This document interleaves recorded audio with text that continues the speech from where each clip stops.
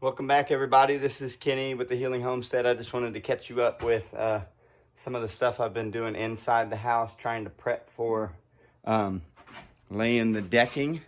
So I got a couple of pieces down here, and one thing we learned with the prefab modular homes is that they build the base. So the floor joists are down, and then they put the walls on top of that. So as we've been cutting up this flooring, we'll run into situations like over here. Let's see if I can get you up closer. So the actual floor joist is back here, okay? So in order for us to get our decking to come out here, we have to put some supports in. And so what I did along this inside joist over here is I just butted up another 2x6 with the other 2x6 and screwed that in. So that is gonna support the edge of the decking right there. But it's going to throw off the 16 on centers on the joist over a little bit. So what I've been doing is I'll lay a piece of plywood, and then where the joint is, I'm just marking a line and taking my circular saw and just cutting that line off. And like that first piece, I had to cut like an inch off. This second piece, I had to cut like maybe 3/8 of an inch or so, not quite half an inch. But we're just slowly piecing this stuff together. Another thing that I did in here, and I'm working at night, it's dark outside. I got off work and got in here around 5 or so. I don't know what time it is, probably like 6 or so, probably about dinner time. So I'll be heading out there, or heading over to the camper soon.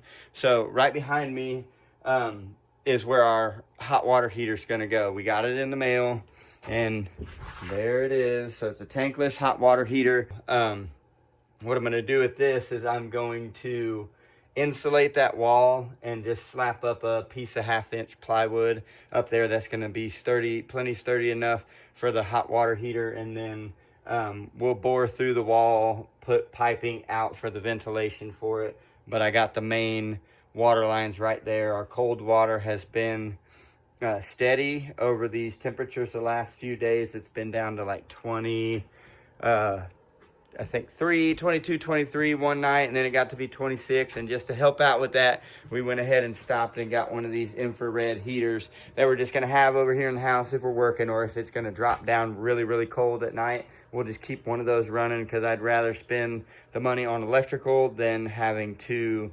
repipe the plumbing that I've done.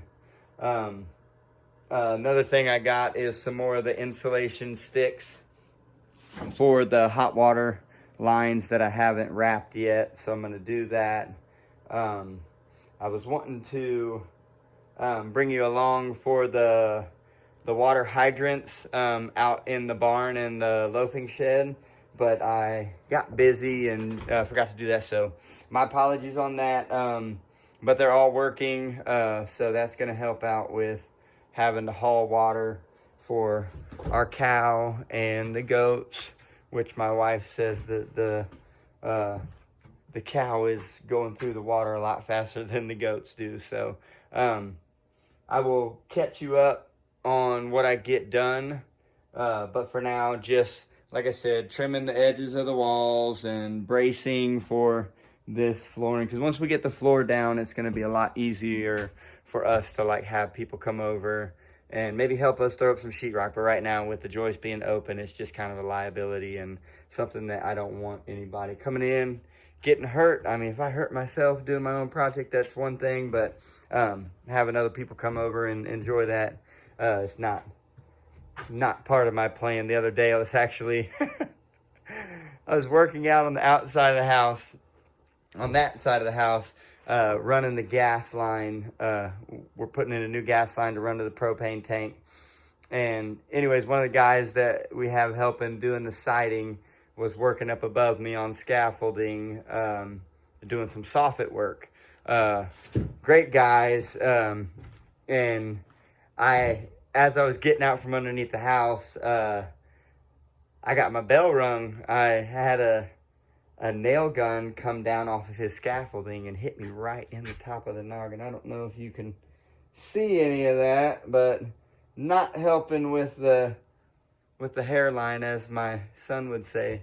But stuff happens on work sites, and so we're not wanting any of that to happen to anybody else. Like I said, if we accumulate some splinters and some issues on our own, then that's something we just deal with out here on the farm. But everybody else we're trying to keep out of the ER and out of the first aid kit. So for now, I am going to wrap this one up, and I'll catch up with you guys later. Bye. Okay, so just a quick update on some of the stuff that I was able to get done with the flooring. I was working late last night and was able to actually get another piece in. So I got most of this room decked out. So this is going to be the master bedroom. But one thing I ran into last night was right over here by the wall. As you can see right over here in that last bay, some of our nails, when we did the vapor barrier underneath, actually pulled. So I noticed that like the insulation is flush kind of with the floor joist right now, it had dropped down. And so as I started, thinking that it needed to be filled up a little bit more, put a little bit more in there, and noticed that it just was falling out of the bottom. So I had to get back underneath the house and reattach that portion. And I went around the rest of the house just to make sure that there was nothing else visibly off for when we're dropping this insulation in, because we don't want to be pouring money into insulating the ground underneath. No, we want it to stay in. So fix that, but this is going really good. I'm just adjusting as I need to, and we're gonna try to get this master bedroom back behind me over here. That's a master bath over here, and then back along that wall, we're gonna get the hot water heater in soon. So if we can get this in and get at least the floor on and maybe get some walls up, we could probably be using this a little bit more frequently. We're not going to be sleeping in it yet because we got to get insulation in the walls and everything, which we will be working on.